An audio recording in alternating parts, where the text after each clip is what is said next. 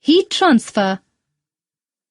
Difference between boiling and evaporation. In both boiling and evaporation, matter changes from liquid to gas. But the two processes are quite different. When temperature of a matter increases, the particles of the matter gain energy and move with greater speed. In evaporation, the particles at the surface escape and form gas. So, the process of evaporation takes place at the surface. Thus, evaporation is a gradual vaporization of a liquid on the surface. On the other hand, boiling is a rapid vaporization of a liquid only when it is heated to its boiling point. In evaporation, no bubbles are formed, whereas in boiling bubbles are formed. Boiling occurs throughout the liquid, but evaporation occurs only at the surface. Evaporation occurs at all temperatures, whereas boiling occurs at definite temperature boiling point. For evaporation, energy is supplied by surroundings. For boiling, source of energy is needed. Boiling occurs rapidly, whereas evaporation occurs slowly. The motion of particles is fast in boiling, whereas in evaporation, few particles move slowly and few at a faster rate. Thermal expansion. Almost all solids, liquids and gases expand on heating. The increase in the size of a body when it is heated is called thermal expansion. There are three types of thermal expansion. 1. Linear expansion. It is the increase in the length of a metal rod on heating. 2. Volume expansion. It is the increase in the volume of block on heating. 3. Superficial expansion. It is the increase in the surface area of a metal sheet on heating. Linear expansion. Suppose L be the original length of a solid rod. Let L be a small increase in the length of the rod when its temperature is raised by a small amount T. Thus, it is found that L is directly proportionate to L and L is directly proportionate to T. Therefore, L is directly proportionate to LT. Volume expansion. Suppose V is the original volume of a solid. Let V be the small increase in volume of the solid when its temperature is raised by a small amount T. Thus, it is found that V is directly proportionate to V and V is directly proportionate to T. Therefore, V is directly proportionate to Vt. Superficial expansion. Suppose S be the original surface area of a solid. Let S be a small increase in area of the solid when its temperature is raised by a small amount T. Thus, it is found that S is directly proportionate to S and S is directly proportionate to T. Therefore, S is directly proportionate to St. Thermal expansion of solids. When a substance is heated, it absorbs heat and starts expanding. That is, most of the metallic solids expand on heating. The gases expand the most and solids expand the least on heating. Unlike gases or liquids, solid materials tend to keep their shape when undergoing thermal expansion. Thermal expansion generally decreases with increasing bond energy that affects on the melting point of solids. So, high melting point materials have lower thermal expansion. Let us perform an activity to observe thermal expansion in solids. Activity. An iron ring ball apparatus consists of a metallic ring and metallic ball. The outer diameter of the ball is equal to the internal diameter of the ring. Initially, the ball easily passes through ring. Now, heat the ball strongly for a few minutes. You will observe that ball does not pass through ring because its diameter has increased.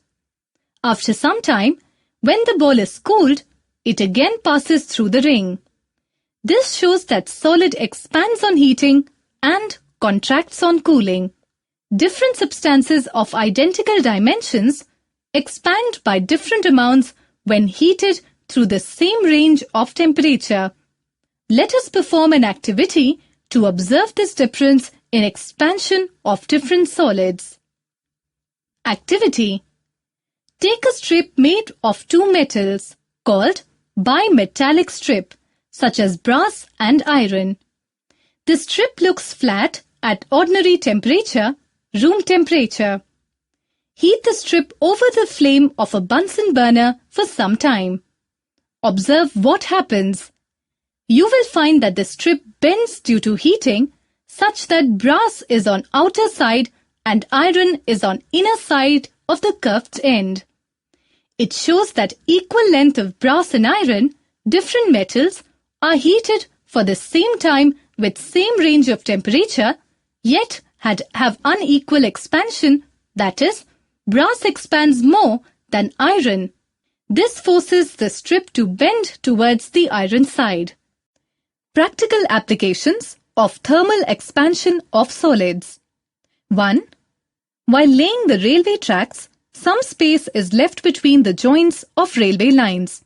This is done because during excess heat, the temperature rises. If the rails are fixed tightly, leaving no space for expansion, they will bend in summer and may cause derailment of trains. Hence, to avoid it, some space is left between the joints of railway lines. 2. For the wooden wheels of tongas, the iron rims are made of the same size as the wheels themselves. The rims are heated before fitting so that they expand and fit over the wheels. After fitting, cold water is poured over the rims. On cooling, they contract and grip the wheels firmly. 3. In construction of bridges, some space is left to allow the expansion to take place during high temperature. Therefore, during the construction of a bridge, one end is fixed and the other end is mounted on a roller to accommodate the expansion or contraction during the change in temperature. Thermal expansion of liquids. Liquids also expand when they are heated. Let us see with the help of an activity. Activity. Take a test tube and fill it to the brim with water. Take a rubber stopper and make a small hole in it. Put it on the mouth of the test tube. Put a small capillary tube through the hole in the cork. Water will rise in it. Now, heat the test tube. You will notice that the water will rise further in the tube. This shows that liquid expands on heating. Example: thermometer is one of the application of thermal expansion of liquid. Thermal expansion of gases. Expansion in gases is maximum than in solids or liquids because the molecules in a gas are very loosely packed. On heating a gas, the molecules move far away from one another. Thus, the gas tends to increase its volume. Activity. Take an empty flask and fix the balloon to its neck. Heat the flask using a burner and observe the balloon. After some time, the balloon gets inflated. Now, leave the flask to cool down. The balloon gets deflated. It shows that gases expand on heating. Hot air balloons. The interesting example of expansion of gases is hot air balloon. Hot air balloon inside the balloon bag expands more quickly than the outside container. So, it stretches the bag so that it expands and displaces the colder air outside the bag.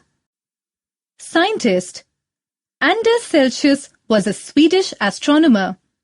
He was professor of astronomy at Uppsala University from 1730 to 1744 but travelled from 1732 to 1735, visiting notable observatories in Germany, Italy and France. He founded the Uppsala Astronomical Observatory in 1741 and in 1742 he proposed the Celsius temperature scale, which takes his name.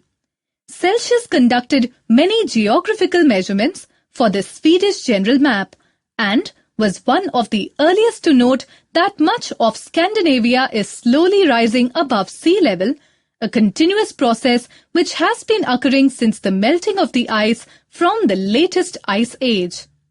However, he wrongly posed the notion that water was evaporating.